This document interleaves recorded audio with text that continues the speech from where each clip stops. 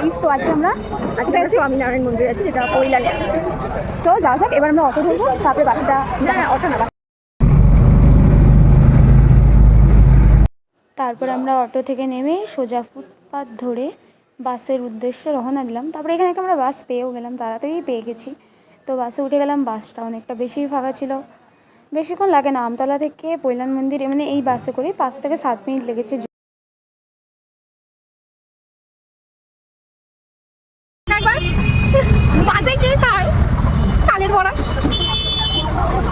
তারপরে বাস থেকে নেমে গেলাম কৈলান মন্দিরের সামনে, যেটা অনেকটা সুন্দর ছিল। পুরো ভেতরটা খুবই দারুণ ছিল দেখতে, খুব সুন্দর পরিষ্কার পরিচ্ছন্ন। তারপরে এখানে একটা পার্কও ছিল, যেখানে লেখা ছিল যে 12 বছরের নিচের বাচ্চাদের জন্য।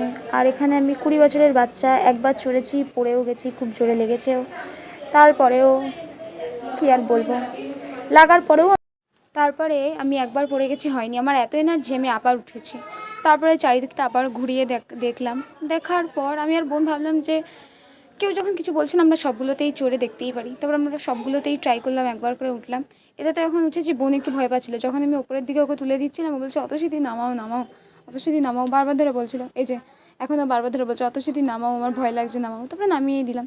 তারপরে আমি বোন দোলনাও চললাম, অনেকক্ষণ ধরে চড়েছি। আর এই গাছটা থেকে আমরা একটা ফুলও ছিঁড়ে নিয়েছি, এত বদমাশ আমরা। তারপরে এখানে অঙ্গনাদি রেকর্ড করছিল যে 12 বছরের নিচের বাচ্চাদের জন্য, তার উপরের জন্য না। আর এখানে দুটো বড় বড় বাচ্চা ধামড়া দোলনা চড়ছে। অঙ্গনাদি এগুলোকে ভিডিও ক্লিপ নিয়েছে, খুব সুন্দর লাগছিল। তারপরে আমরা এটাও চড়ে নিলাম, যেটা খুব ছোটো বাচ্চাদের জন্য। আর এই জায়গাটায় বেশি রেকর্ড করতে যাইনি, তো আমি একটু অনেকে রেকর্ড করেছিলাম। কারণ হ্যালো গাইস, চশমা আমরা ব্লগের কথা ভুলে গেছিলাম, ছবি তোলার আনন্দে ফুর্তিতে।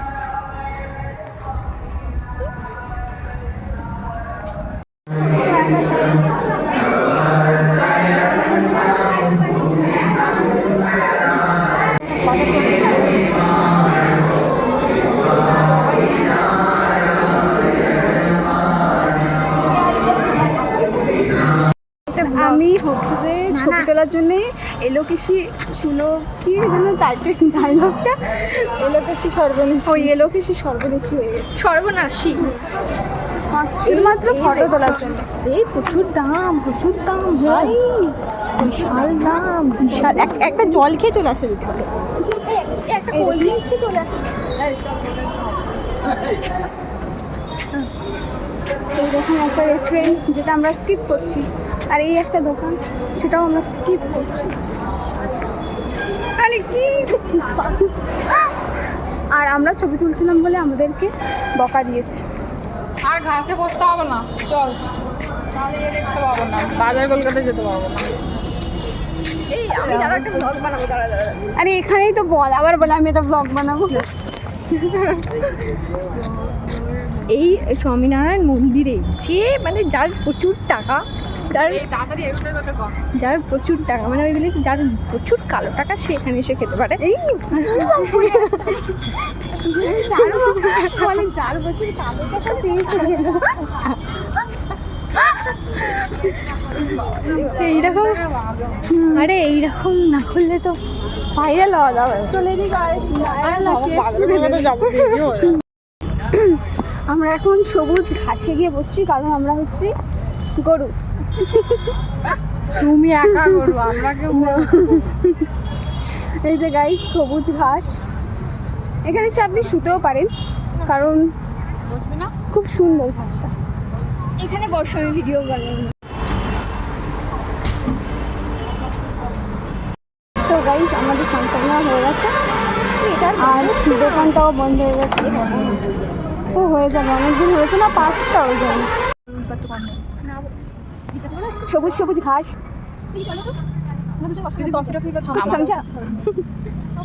তুই গরু না, আমি তো বসিনি, যে বসেছি কেন ধরো থামস আপ খাও, তবুও তুমি ঘাস খেও না।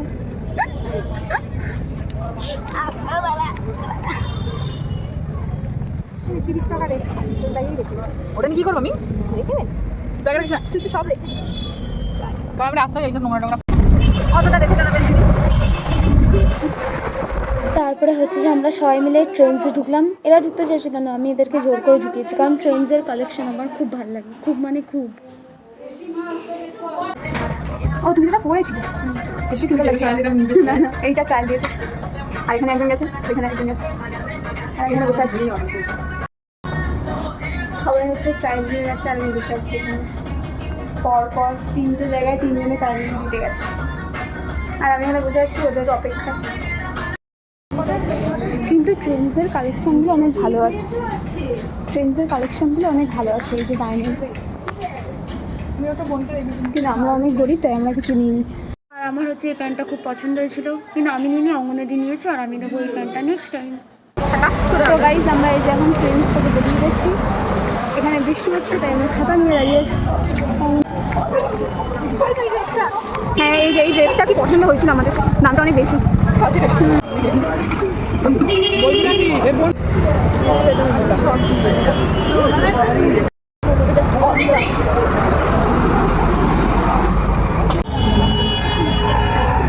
মেয়েটা কত কাজে। স্টিম মোমো খাওয়ার পর ছোটো ছোটো চিকেন পকোড়া টাইপের একটা ছিল, ওইটাও খাওয়ার পর আর চিকেন ফ্রাইড খেয়েছিলাম। তারপরে হচ্ছে যে আমরা এখানে ঘুগনিও খেয়ে নিয়েছিলাম সবাই মিলে। গাড়ি বাজুন, সেই কারণে আমরা জল বাড়িয়ে ভিতর দিয়ে যাচ্ছি। আর কারণ ওই দিক দিয়ে গেলে আমাদের 80 টাকা ভাড়া তুলে দিতে, 4 জনে 20 টাকা করে নিত। আর এমনি তো অনেক খরচা হচ্ছে, হ্যাঁ অনেক মানে অনেক। সেই কারণে সামনে হ্যাঁ। বিয়ে বাড়ি আছে, আমরা স্টুডেন্ট, আমাদের কাছে অত টাকা নেই। না এগুলো করার দরকার না, বেকার নিচে না না না করবো।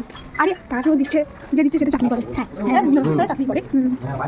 তারপরে হচ্ছে আমরা এরকম জল পেরোতে পেরোতে অঙ্গনাদিদের বাড়িতে চলে গেলাম, আর আমি ব্লগটা এখানেই এন্ড করছি।